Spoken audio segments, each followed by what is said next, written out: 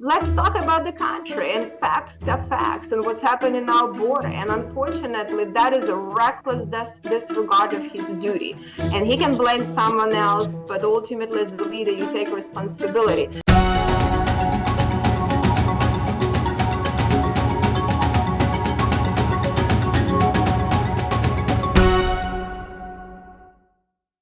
Welcome to No Border, No Country. Matt O'Brien, we have a very special guest today, Congresswoman Victoria Spartz. What do you know of her?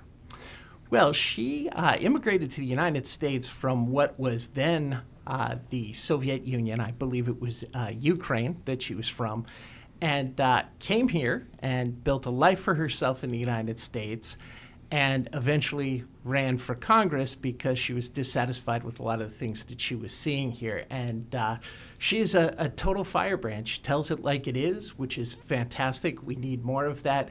And she's not afraid to challenge a lot of the people, other politicians on the Hill, but people in the executive branch and people that some people might refer to as the deep state, who are in a lot of these agencies that seem to be lately making a lot of decisions without any regard for the law. So I think she's a fantastic force for good up on the Hill, particularly on the immigration issue, because as an immigrant herself, she seems to be very sensitive to border security issues and how they relate to national security and public safety. One of the episodes we did recently, we broke down some video of testimony from Alejandro Mayorkas, your old buddy, and she gave some of the most forceful questioning of him, and I think she's become something of a rock star in Congress because of those committee hearings where she's really held him and others in the Biden administration to the fire. So, and the thing I gathered from this too, and you'll see it, this isn't just a member of Congress engaging in political theater. She's really committed to this. This is a very important issue to her because of her background, which you detailed. Yes. It's more than just policy discussion to her. Yeah, I'm not going to lie, Brian. When I saw her mopping the floor with Ali Mayorkas, I fell a little bit in love. It was amazing to see. I mean, Mayorkas is one of those people who, he was a U.S. attorney. He was a prosecutor. He's got a significant background in the law. He's an immigrant himself from Cuba, of all places. You would think that he would stand up for law and order, and that's the impression that he wants to give. But he's a profoundly dishonest guy who is attempting to mislead the American public because he's got a particular agenda, which is globalist and open borders. And Congresswoman Spartz has not been afraid to call him on that and to ask him to explain himself. And it's really interesting also that America is going through this national debate about immigration, and we've got these people on the radical fringe saying, let them all in, let them all. And it's so interesting that we have to turn to an immigrant, a legal immigrant like Representative Spartz, to sort of be this voice of reason to come in here and say, no, this is crazy what you're doing. Well, strangely, after 30 years of working in immigration, that doesn't surprise me. We have a myth, a narrative that has been sold to the American public about immigration. And, it comes from the poem that Emma Lazarus wrote, and it's on the plaque on the Statue of Liberty. Now, the Statue of Liberty didn't have anything to do with immigration. It was a gift from France because France is a republic like the United States, and it was celebrating self-rule in a republican form of government. Lazarus, who was a socialist and not a particularly big fan of Republican small r government, wrote the poem to talk about all of the people that she saw coming to the United States who she saw as downtrodden and wanted to benefit from socialist social services programs. So somehow immigration has been connected in the mind of Americans as this fundamental constitutional thing which the United States couldn't live without. And that's not accurate. This was a country that was founded by people who were colonists, who were largely British and German, and they did welcome immigrants because they wanted to share the phenomenal system of government that they had created. But it was never their intention to throw open the gates and have the rest of the world come here. As a matter of fact, if you read their writings, Thomas Jefferson once said something along the lines of, if France would be upset to have 1,000 Americans or 100,000 British show up because they thought it might change their culture, then why would we think it would be any different if 200,000 Frenchmen showed up here? And he was right on the money. And this was a common thing. There were a lot of discussions about what unchecked mass migration would do amongst the founding fathers. And, immigration is a reality. It's been part of history for since there have been countries around. But regulating that migration has also been a part of things. And America is not a nation of immigrants. America was a nation of Englishmen who thought that the king was taking away their rights and decided that they were not going to allow that to happen because no one was above the law. And that's the key point here in the U.S. No one, not Joe Biden, not Ali Mayorkas, no one is above the law. And I think Congresswoman Spartz gets that, having lived in a communist country where the laws could change at the whim of the people who are ruling the country.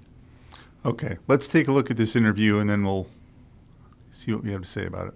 We're joined today by Congresswoman Victoria Spartz from Indiana. Congresswoman, thank you for joining us today.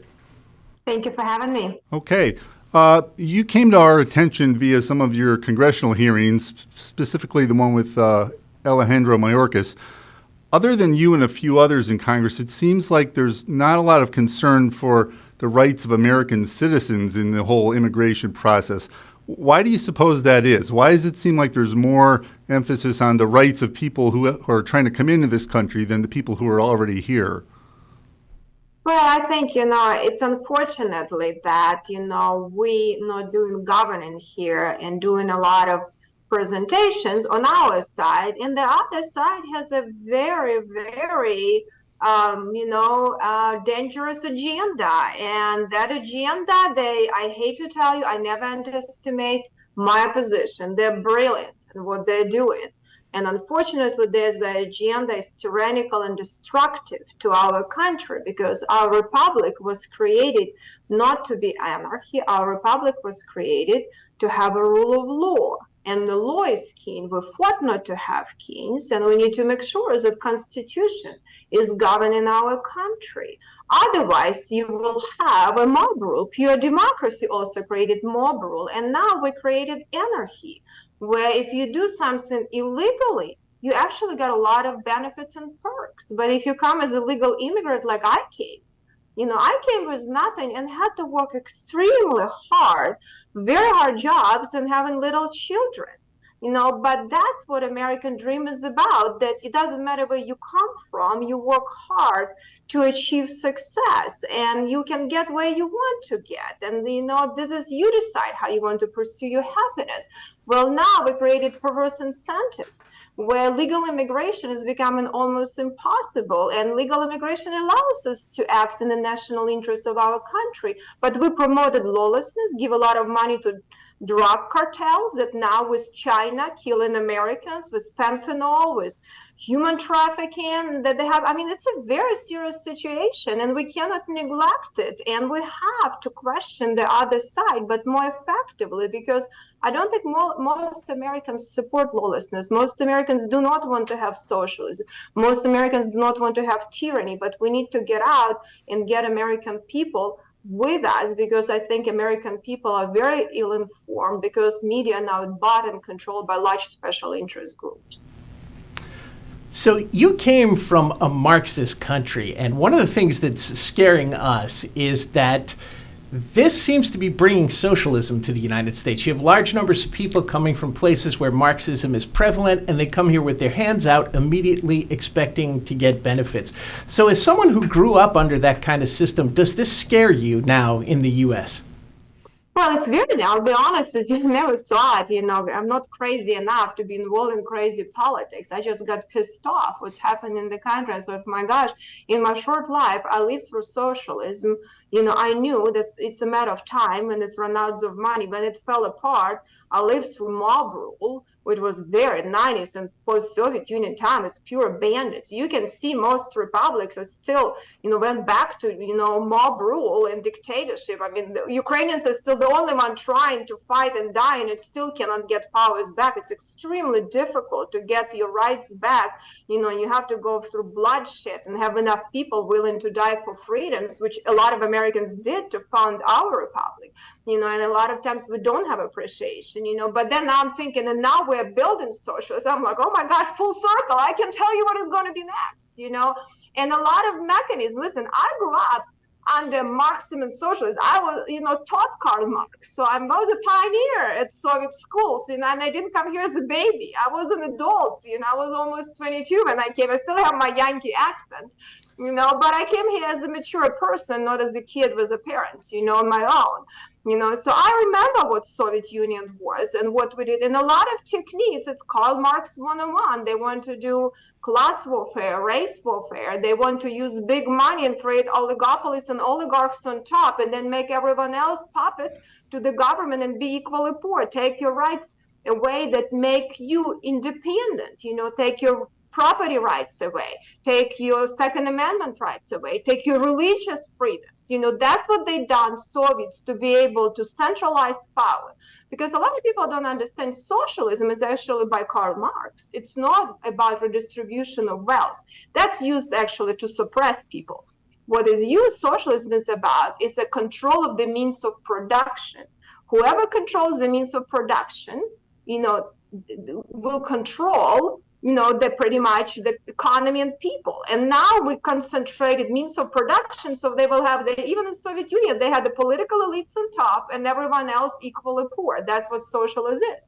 Now that we created this oligopolies and oligarchs that are doing very healthy, take a lot of money of Americans, and they want to turn everyone in puppets. And that's what they do, centralizing power, centralizing banking, centralizing regulation, take state rights away. It's happening, and it's a very clever. And then make people, that using this division, and also the not a very dangerous things. We created tyranny of opinion. It's like a dictatorship of opinion. If I disagree with you, listen, I don't agree with my husband most of the time, but as long as you don't harm someone, you have a right, even to wrong opinion. You have a right to say what you think. If everyone should think like I am, I have to be a dictator then. And if people don't think like I am, I'm going to punish them. I'm going to press charges. This is a technique that used in Soviet Union by KGB and in use right now in Russia, countries that we talk about, China. We're doing exactly the same technique. Department of Justice is now, trying to put people in jail for expressing dissatisfaction of their government. That my constituents, if I come and say, I don't like Victoria, what you have to do, I'm say, well, too bad, you're going to jail for that. That is a pure dictatorship and tyranny that a lot of Americans died for. So I cannot believe that it's happening, and it's becoming very, very material. So it makes me very upset. But I think we as Republicans have to win this war, because the other side, not bad people on the other side, but they're controlled by a very radical group of people, and they're afraid to challenge them because big money come and crushing anyone who's opposing you. So if my party doesn't stand up, there is no hope for the American people. So we must win.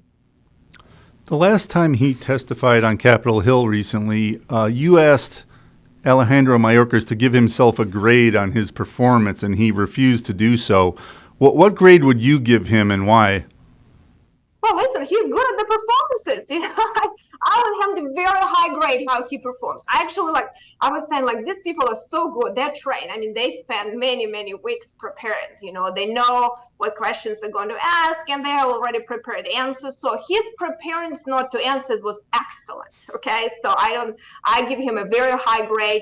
He's very good at doing that. And who is good at that. But let's talk about the country, and facts are facts, and what's happening in our border. And unfortunately, that is a reckless disregard of his duty. And he can blame someone else, but ultimately, as a leader, you take responsibility. And it's unfortunate for me that even like behind the scenes, some Democrats are concerned. I mean, we had mayor of New York, who is not Republican, like now, like very bill alarm what's happening. I mean, we have the same situation now in Chicago, and some of the Democrats in Chicago are freaking out, but they're all afraid. They're all afraid to challenge the machine that is very radical with big money.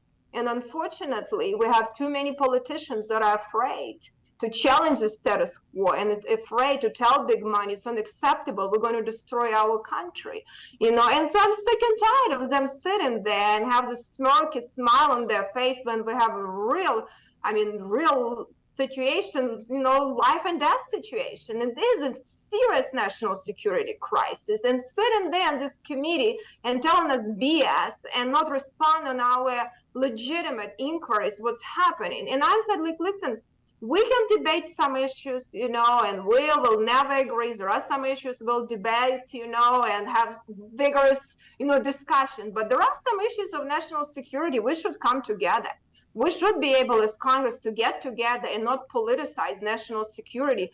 It is a national security issue. And I'm very disappointed that we don't have backbone on the other side to do something for the people, that their machine and money is so powerful that these people are afraid to stand with us and say enough is enough. And very few of them, if you remember, one Democrat in Texas, was trying to talk about border security. The FBI showed up in his house, and before his election, you remember that, and start doing the investigation. And people don't know if you did something wrong or not, but if they say, "Hey, FBI just raided Spartz's house," everyone thinks like, "Oh, maybe she's doing something wrong," and your opposition will start spinning that, right? Just showing up to your house.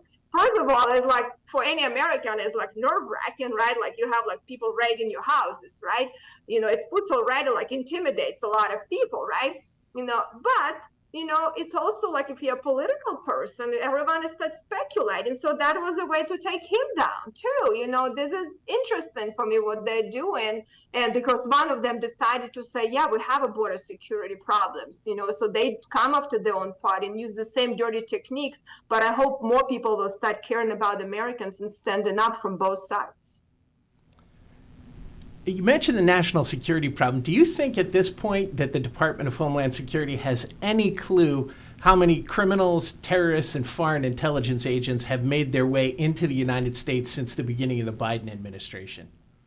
No, they can't, because ultimately when we have so many getaways, and I was just, sharing like, I've been at the border many times, and generally a lot of, people that come here illegally, a lot of them are desperate people, become, puppets to cartels, and, they have a terrible life and cartels are using them to advance the agenda, right? So I blame us for creating perverse incentives, which a lot of them become enslaved to this cartel. So it's bad for them and for us, but like, so a lot of them like to be caught. They're searching for border patrol because if you get notice to appear, you'll be able to have now, legal authorization to work, free health care, free housing. You're getting a lot of perks. If you come here legally, you have none, but coming illegally, you have lots of perks. We have actually immigration to welfare now, illegal immigration to welfare, unfortunately.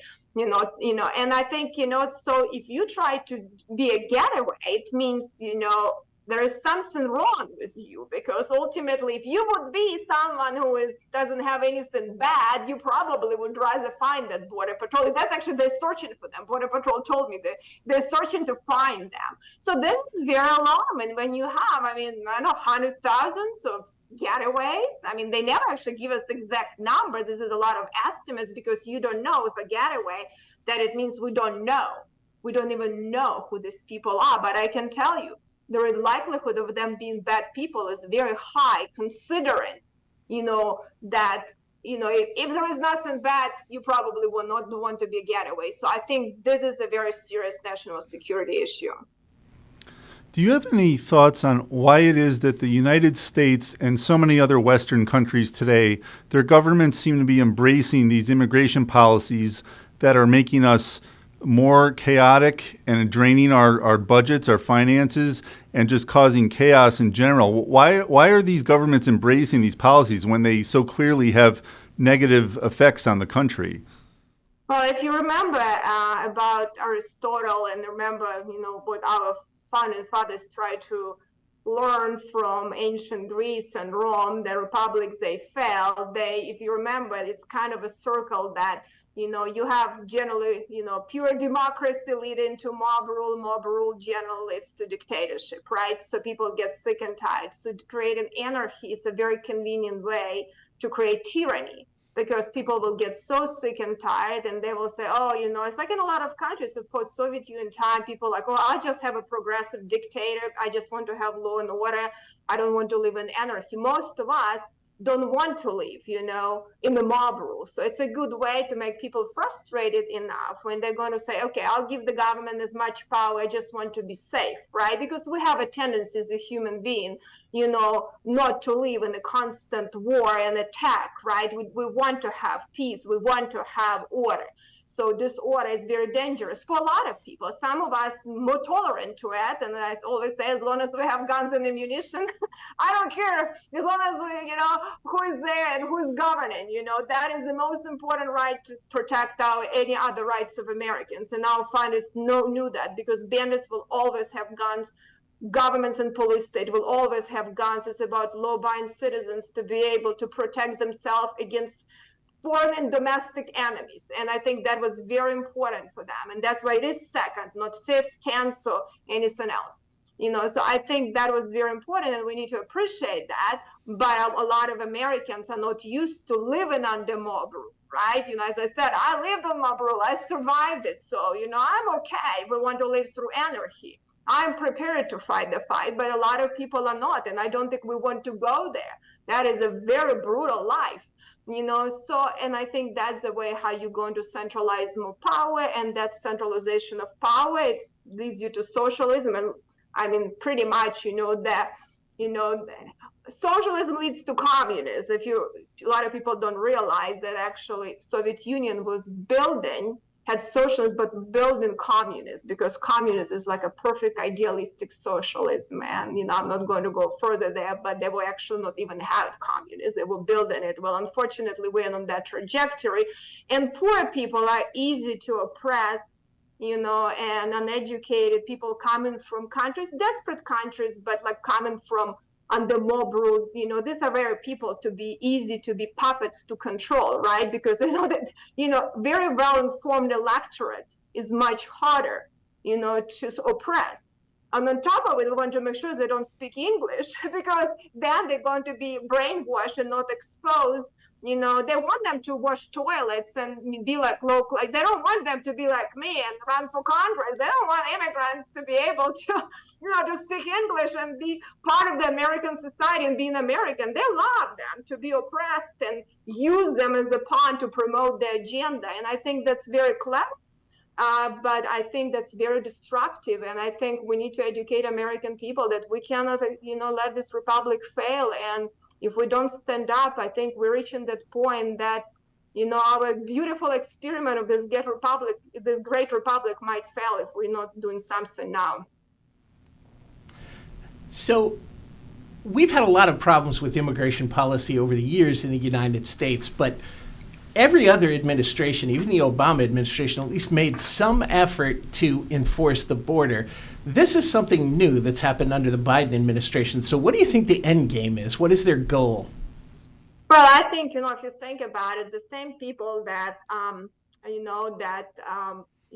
ran Obama administration really not running Biden administration. It's definitely not him. He's not running anything. He can barely survive a few hours of speaking. Okay, I mean, listen, I don't know him. He might have, I've had very few interactions with him, but definitely, his age, people have a different effects of their age, but definitely to be in that position and his age and his abilities and his age is probably, he probably should have not run for that office. I'll be honest with you. That's just disservice to the country, because it's extremely difficult job, and very few people at that age can handle it. But I think, people that run in the country, they did a lot of, Then they talk about change, during Obama times, they meant it, okay? I was a Tea Party organizer at that time, and it was alarmed how much power they were centralizing by using weaknesses and dumbness sometimes of Republicans too, and greed of a lot of elected officials, including in state and local level. And they started these processes, and then Trump intervened. They had a plan for Hillary to get it done, okay? So they didn't finish their brilliant plan of centralizing power. I mean, I have to tell that a lot of things they're doing is just brilliant. I have to acknowledge that. I wish we would be that good of an offense like the other side. So I have to give them credit, whether I like it or not, and I hate it pretty badly, but, I acknowledge it. And then, Trump intervened, and he is like a wild card. You can never expect where he's going to land. That is a really problem for machine because, sometimes, he needs to be more disciplined for sure. But definitely when you're unpredictable, they don't know how to deal with you. It's like a special operations. No one knows how to deal with special operations. When you deal with traditional army, that's the only way you can become effective. So that was a problem for him. That's why from day one, they would try to take him down whatever they can.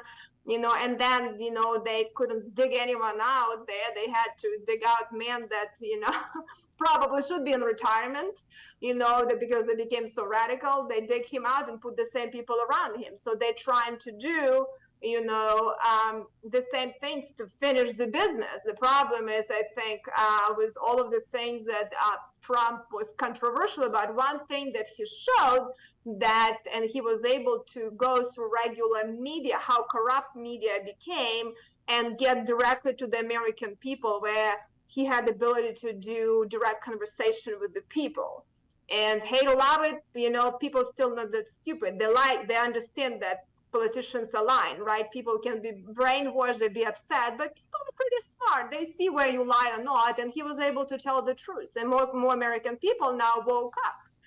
So now it's a little bit harder for them to do what they were doing under Obama because it was very clever. So I think it's became a problem to them to accomplish all the things. But I truly believe they have generally different agenda, different views of our country. I mean, if you remember, these people said that, this country is evil by its intent, and they have truly believed in that, and unfortunately, we now have a lot of these people in charge. Given your background that you grew up in a country that was under communist control at the time, you seem to have a unique perspective of this country that maybe no one else in Congress does. What's your assessment right now of this country? What's the best thing about America in 2023, and what's the thing that's maybe holding us back, the biggest problem? Well, listen, I am, it's just like you put a frog in the boiling water. That's how when I came young and idealistic, reading Alexis de Tocqueville and all of this Friedman and Hayek we had in the late 90s, we have a lot of debate of ideas. That's what colleges should be, right? All ideas should be debated and discussed. There is nothing wrong if we want to discuss Karl Marx, and if you believe it. I said to some of my students when I read him, they say, well, that sounds utopian. People are not stupid, okay? Politicians think they are, but people are not. Actually, a lot of people have way more common sense than politicians here. So you start kind of this debate and ideas, and it's important. So I came with this probably idealistic ideas from founding fathers, and that was my impression of the United States of America, country of opportunities. You are American, it's like Margaret Thatcher said, Europe was created by history, America was created by philosophy, and was philosophy of freedom. And someone who was oppressed, that probably has enormous appreciation to having freedom, and I believe in these values.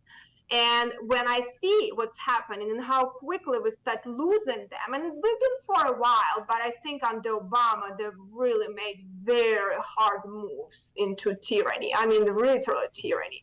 I was very disturbed and very concerned to me. But, it's like, I believe Hayek said that general tendency, go into socialism in all society. And I think, Friedman said, people at some point, all society can turn into dictatorship, mob rule, and socialism unless people wake up and start reversing that, right? I think we kind of reached the point that they were able, critical mass of Americans already starting not understanding what's happening, and they're good at that. And the world is so convoluted, the laws are convoluted, everything. They want to make sure that they brainwash people. So I think we need to bring transparency and have honesty with the people, because people will be with us. I think most Americans don't want to be oppressed. They don't want to be socialists, don't want to be puppets to very few on top. I think most people generally don't like it, okay? Most people are freedom loving, they're born to be free. This is something, and still, just some of us willing to fight for it more. The other ones maybe don't fight for it more, but most of us don't want to be puppets to someone else. And I think that in America, we still have this opportunity because our founding fathers created the structure, but they wrote in a lot of fundamentals. And we need to start waking up and start really, going back to the people and putting pressure in very swampy place in Washington, D.C. to start serving the people, not a K Street and big machine with money that is pretty corrupt. And it's very difficult to challenge the machine, but I'll tell you, with all of the things, this is still the greatest country on earth that you can be common as me, barely speaking English, with one suitcase, not knowing anyone, and be elected to represent, the greatest country in the very powerful, important institution that is broken, but very powerful, important constitution, and having trust of Americans, and for that I'm going to fight for them and for this republic. That is really the beauty. So if that can happen in our country, it means that American dream is not lost completely. But it is less and less possible for American to achieve. It has become harder and harder because, you have to go through such a machine and such a destruction. I just went through such hardships in life being growing up, so it probably makes me more determined and really appreciate it way more than a lot of other people, because I understand what at stake and how much bloodshed was happened for the freedoms, and I'm willing to fight that fight. And I always say, my children, I have two girls, and I'm like, listen, you have your own battles to fight. You better toughen up. I'm fighting for people that died for our freedom, because we have to carry on and remember that a lot of young men and women sacrificed their lives for us to have what we have, and we always have to remember as Americans. Congresswoman Victoria Spartz, thank you for taking the time with us today, and thank you for your courage on this issue. Thank you so much. I appreciate it, and thank you for what you do informing people. Thank you. And I want to personally thank you for your questioning of Eli Mayorkas. I worked for him at USCIS, and I had always wanted to see someone call him on the carpet the way you did. It was fantastic. Well, I appreciate it. I'm just so sick and tired, these people need to understand, that they have to be accountable to the people. And if they're not accountable to Congress, there is no accountability. And we need to remember that we're not there to do performances, but actually hold this branch accountable, to the people that actually suffer, and quite a bit right now. A lot of people get hurt by this bad policy. And I mean it when I say that, and we just sometimes not taking as serious as we should, but I appreciate it. And I honestly just so sick and tired of this worthless administration and politician that, but it's okay, we're gonna win. I'm Tom Homan. The Biden administration is reversing America's progress on immigration, reversing ICE's ability to deport criminal illegal aliens, reversing job protections for Americans, and construction of the wall. That's why I've joined EARLY, the Immigration Reform Law Institute. EARLY uses the courts to stop bad immigration policies. Join me. Support EARLY at early.org. Help win the immigration fight in the courtroom. Paid for by the Immigration Reform Law Institute. Well, Brian, that was pretty amazing. I found that to be fascinating, not just because her views on immigration are refreshing, especially for a member of Congress. It was almost like a civics lesson, because you've got this person who grew up in communism. She literally grew up in the Soviet Union. It was under Soviet control when she was living there. And to have that perspective, to have grown up with this hardline oppressive government, the perspective she brings to our situation now, which seems like it's going off a cliff, and to give us perspective on where we're at and where we're going if we don't change course, was interesting. No, I think Representative Spartz knows more about American history and politics than some of the professors that I had in college.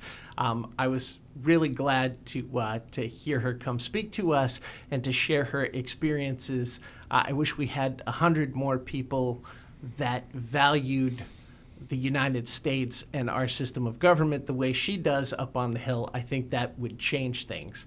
But people heard it here. This is someone who was an immigrant herself who is very concerned about the turn that our immigration system has taken.